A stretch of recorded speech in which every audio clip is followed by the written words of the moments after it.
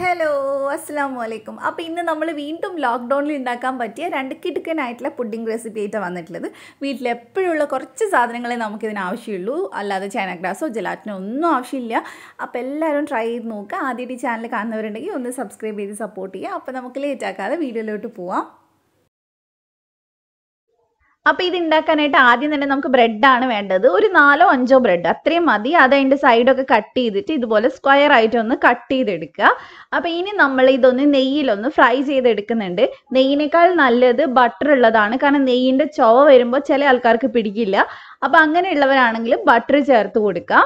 കാരണം നമ്മൾ കഴിക്കുന്ന സമയത്ത് നെയ്യിൻ്റെ ചുവ എന്തായാലും ചെറുതായിട്ടുണ്ടാവും. അപ്പോൾ ഇത് നമുക്ക് രണ്ട് സൈഡ് ഒന്ന് ചെറുതായിട്ടൊന്ന് മൊരിച്ചെടുക്കാം. ഒത്തിരി അങ്ങ് കളർ മാറണമെന്നൊന്നുമില്ല, നന്നായിട്ടൊന്ന് മൊരിഞ്ഞ് കിട്ടിയാൽ മതി. അപ്പോൾ തിരിച്ചും മറച്ചു വിട്ടിട്ട് നമുക്കിതൊന്ന് ഫ്രൈ ചെയ്തെടുക്കാം. പെട്ടെന്ന് തന്നെ റെഡിയാവും. ഒരു 2-3 മിനിറ്റിൻ്റെ പണിയേ ഉള്ളൂ. അപ്പോൾ ഇത് റെഡി ആയിട്ടുണ്ട്. നമുക്ക് ഇതിൽ നിന്ന് എടുത്ത് മാറ്റാം. അപ്പോൾ ഇനി നമുക്കിത് അങ്ങോട്ട് മാറ്റി വെക്കാം. നമുക്കിനി അടുത്ത പരിപാടി ചെയ്യാം. അപ്പോൾ ഞാനിവിടെ ഒരു ബൗൾ എടുത്തിട്ടുണ്ട്. അതിനകത്തോട്ട് ഞാൻ ഒരു 2.5-3 ടേബിൾ സ്പൂണിൻ്റെ അടുത്ത് കസ്റ്റാർഡ് പൗഡർ ചേർക്കുന്നുണ്ട്. കസ്റ്റാർഡ് പൗഡർ നന്നായിട്ട് മിക്സ് ചെയ്യാൻ വേണ്ടി ഇതിനകത്തോട്ട് കുറച്ച് പാലും കൂടെ ചേർത്ത് കൊടുക്കുക. ഒരു 1/4 കപ്പ് പാല് മതി. അത് എന്നിട്ട് നന്നായിട്ട് നമുക്കൊന്ന് മിക്സ് ചെയ്തെടുക്കാം. ഞാൻ മൊത്തത്തിൽ ഇതിനകത്തോട്ട് ഒരു 1/2 ലിറ്റർ പാലേ എടുത്തിട്ടുള്ളൂ. നിങ്ങൾക്ക് വലിയ ക്വാണ്ടിറ്റിയിൽ ചെയ്യണമെങ്കിൽ എല്ലാം എക്സ്ട്രാ എടുക്കേണ്ടി വരും. അപ്പോൾ ഇത് നന്നായിട്ട് ഞാൻ മിക്സ് ചെയ്തെടുത്തിട്ടുണ്ട്. ഇത് നമുക്ക് അവിടെ മാറ്റി വെക്കാം. അപ്പോൾ ഇനി നമുക്ക് പാലൊന്ന് തിളപ്പിക്കാൻ വേണ്ടിയിട്ട് വെക്കാം. ഞാനിവിടെ നേരത്തെ എടുത്തതിൻ്റെ ബാക്കി പാലാണ് എടുത്തിട്ടുള്ളത്. ഇനി നമുക്ക് ഇതിനകത്തോട്ട് പഞ്ചസാര ചേർത്ത് കൊടുക്കാം. ഞാൻ ഇവിടെ ഒരു 3-4 ടേബിൾ സ്പൂൺ എന്തായാലും എടുത്തിട്ട് മധുരം നോക്കിയിട്ട് ചേർത്ത് കൊടുക്കുക. ചില ആൾക്ക് കുറച്ച് കൂടുതൽ വേണ്ടി വരും. പിന്നെ പുഡിംഗ് ആയതുകൊണ്ട് തന്നെ ഇച്ചിരി മധുരം കൂടുതൽ നിൽക്കുകയാണ് നല്ലത്. അപ്പോൾ മാക്സിമം ഒരു 5 ടേബിൾ സ്പൂൺ അത്രയ്ക്ക് മതിയാവും. അപ്പോൾ നന്നായിട്ട് നമുക്കിതൊന്ന് മിക്സ് ചെയ്തെടുക്കുക. അതിനുശേഷം നമുക്കിതൊന്ന് തിളപ്പിച്ചെടുക്കണം. തിളയ്ക്കുന്ന സമയത്താണ് നമ്മളിതിന് ബാക്കി ഇതിനകത്തോട്ട് ചേർക്കുന്നത്. അപ്പോൾ അതേ ഇത് നന്നായി തിളച്ച് തുടങ്ങിയിട്ടുണ്ട്. ഇനി തീ ലോ ഫ്ലെയിമിൽ വെച്ചതിന് ശേഷം ഞാൻ ഇതിനകത്തോട്ട് നമ്മൾ ഉണ്ടാക്കി വെച്ചിട്ടുള്ള കസ്റ്റാർഡിൻ്റെ മിക്സ് ചേർത്ത് കൊടുത്തിട്ടുണ്ട്.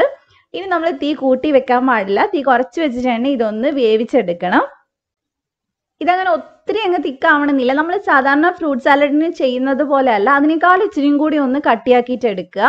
അപ്പോൾ ഇത് അത്യാവശ്യം ഒന്ന് കട്ടിയായി വന്നിട്ടുണ്ട്. ഇതിനകത്തോട്ട് ഞാൻ കുറച്ച് നട്ട്സ് ചേർത്ത് കൊടുക്കുന്നുണ്ട്. ബദാം, പിസ്ത, അണ്ടിപ്പരിപ്പ് ഇങ്ങനെയുള്ളതൊക്കെ കുറച്ചൊന്ന് ചെറുതായിട്ട് കട്ട് ചെയ്തിട്ട് ചേർത്ത് കൊടുത്തതാണ്. നിങ്ങളുടെ കയ്യിലുണ്ടെങ്കിൽ എന്തായാലും ചേർത്ത് കൊടുക്കുക, കാരണം ഒരു പ്രത്യേക ടേസ്റ്റാണ് ഇങ്ങനെ ചേർക്കുന്ന സമയത്ത്. പാല് കുറുകുന്നതിനനുസരിച്ച് ഈ സൈഡിൽ ഒട്ടിപ്പിടിച്ചിരിക്കുന്നതൊക്കെ നമുക്ക് പാലിനകത്തോട്ട് തന്നെ ഇളക്കിയിട്ട് കൊടുക്കണം. അപ്പോൾ ഇത് അത്യാവശ്യം നന്നായിട്ട് കുറുകിയിട്ടുണ്ട്. ഇത്രയും മതി. ഇതിൽ കൂടുതൽ കുറുകണ്ട, കാരണം ചൂടാറുന്ന സമയത്ത് കുറച്ചും കൂടി കുറുകും. അതേപോലെ തന്നെ ഇത് ഒത്തിരി അങ്ങോട്ട് ലൂസ് ആവാണ്ട് ശ്രദ്ധിക്കണം, കാരണം പുഡിംഗ് സെറ്റ് ചെയ്ത് കഴിയുമ്പോൾ കുറച്ച് ലൂസായി പോകും. ടേസ്റ്റ് ഒക്കെ ഉണ്ടാവും, കുഴപ്പമൊന്നും ഉണ്ടാവില്ല. അപ്പോൾ ഇനി നമുക്ക് നമ്മളെ പുഡിംഗ് ട്രെയിനകത്തോട്ട് നമ്മൾ കട്ട് ചെയ്ത് വെച്ചിട്ടുള്ള ഫ്രൈ ചെയ്ത് വെച്ചിട്ടുള്ള ബ്രെഡ് ചേർത്ത് കൊടുക്കുക. ഇത് ഇതുപോലെ പുഡിംഗ് ട്രെയിൽ അല്ലെങ്കിൽ ചെറിയ ചെറിയ ബൗളിൽ വേണമെങ്കിലും സെറ്റ് ചെയ്തെടുക്കാം, കാരണം കുട്ടികൾക്ക് കൊടുക്കാനായിട്ട് ചെറിയ ക്വാണ്ടിറ്റിയിൽ ചെയ്തെടുക്കാൻ നല്ലതാണ്.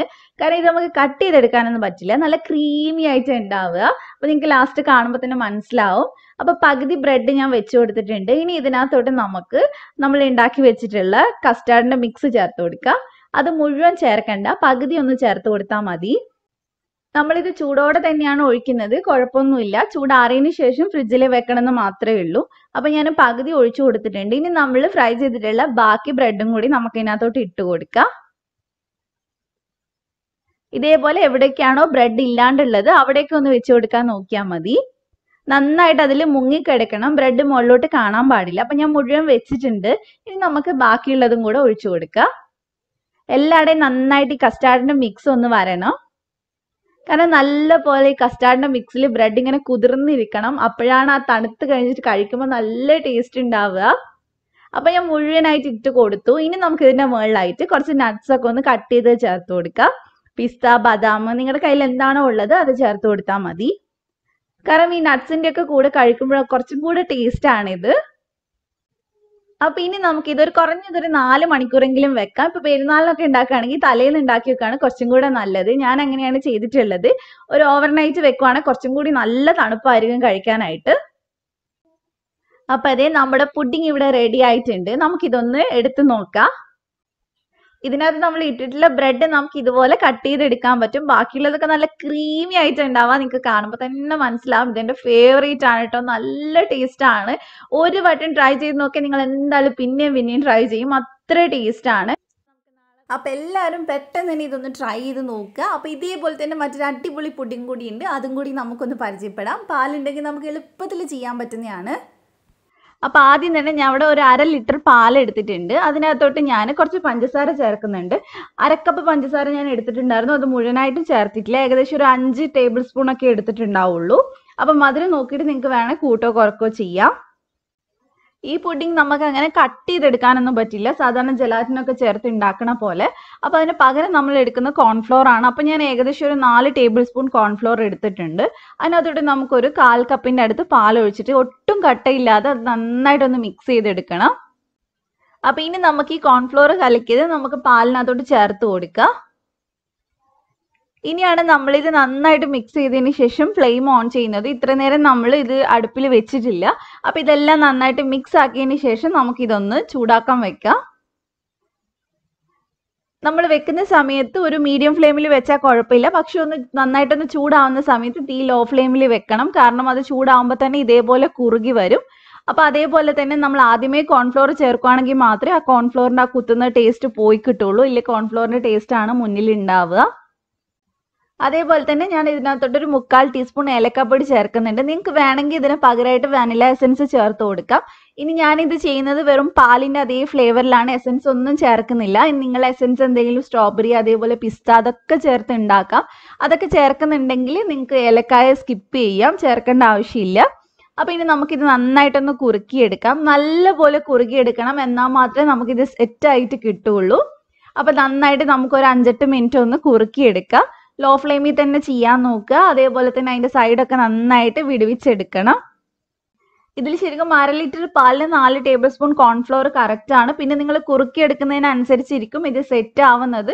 അപ്പോൾ കറക്റ്റായിട്ട് സെറ്റ് ആയിട്ടില്ല, കറക്റ്റായിട്ട് കുറുകിയിട്ടില്ലെന്നാണ്. അപ്പോൾ ഇതേപോലെ ഇരിക്കണം. നല്ല കട്ടിയിലാണ് ഉണ്ടാവുക, നല്ല തിക്കായിട്ടാണ് ഉണ്ടാവുക. നമുക്ക് ഈ ഒരു കൺസിസ്റ്റൻസിയാണ് വേണ്ടത്. നമ്മൾ താഴോട്ടേക്ക് ഒഴിക്കുന്ന സമയത്ത് വീഴുകയും വേണം, എന്നാൽ ഒത്തിരി സ്പീഡിൽ അങ്ങോട്ട് വീഴാനും പാടില്ല. ആ ഒരു കൺസിസ്റ്റൻസി നമുക്ക് വേണ്ടത്. അപ്പം ഞാനിത് ചൂടോടെ തന്നെ ഒരു പുഡിംഗ് ട്രേയിലേക്ക് ഒഴിച്ചു വെച്ചിട്ടുണ്ട്. നിങ്ങളുടെ കയ്യിൽ ഏതാണോ പാത്രം ഉള്ളത് അതിനകത്തോട്ട് ഒഴിച്ചു വെച്ചാൽ മതി. അതിനുശേഷം നമുക്ക് ഇതൊരു 3-4 മണിക്കൂർ ഒന്ന് സെറ്റ് ആവാൻ വേണ്ടി വെക്കാം. ഇത് സെറ്റ് ആവാനായിട്ട് ഒത്തിരി സമയമൊന്നും വേണ്ട. പക്ഷെ നന്നായിട്ട് തണുപ്പിച്ച് കഴിക്കുമ്പോഴാണ് കൂടുതൽ ടേസ്റ്റ്. അപ്പം ഞാനിത് ഒരു 3 മണിക്കൂറൊക്കെ ഒന്ന് ഫ്രിഡ്ജിൽ വെച്ച് എടുത്തിട്ടുണ്ട്. ഫ്രീസറിൽ വെക്കണ്ട. ഇനി നമുക്കിതൊന്ന് ഡെക്കറേറ്റ് ചെയ്തെടുക്കാം. നിങ്ങൾക്ക് ഇഷ്ടമുള്ള രീതിയിൽ ചെയ്യാം. ഇനിയിപ്പോൾ ഒന്നും ചെയ്തില്ലെങ്കിലും കുഴപ്പമൊന്നുമില്ല. അതേപോലെ തന്നെ നിങ്ങളുടെ കയ്യിൽ നട്ട്സ് ഒക്കെ ഉണ്ടെങ്കിൽ നിങ്ങൾക്ക് ഈ പാലൊന്ന് വേവിക്കുന്നതിൻ്റെ ഇടയിൽ നട്ട്സ് ഇട്ട് കൊടുക്കുകയാണെങ്കിൽ കുറച്ചും കൂടെ കഴിക്കുമ്പോൾ ടേസ്റ്റ് ഉണ്ടാവും. അതേപോലെ തന്നെ നിങ്ങൾ ഫ്ലേവർ ചേർക്കുന്നുണ്ടെങ്കിൽ ഫ്ലെയിം ഓഫ് ചെയ്തതിന് ശേഷം ഒരു 5-6 ഡ്രോപ്പ് വാനില എസൻസോ അല്ലെങ്കിൽ നിങ്ങൾക്ക് പിസ്ത വേണമെങ്കിൽ അത് ചേർത്ത് കൊടുക്കാം. അപ്പോൾ അതിൻ്റെ ഒരു ഫ്ലേവർ ആയിരിക്കും നിങ്ങൾക്ക് കിട്ടുന്നുണ്ടാവുക. അപ്പോൾ ഇങ്ങനെ ചെയ്താലും കുഴപ്പമൊന്നുമില്ല. നമുക്ക് എസൻസ് ഒന്നും ഇല്ലാതെ ചെയ്യാൻ പറ്റുന്നതാണ്.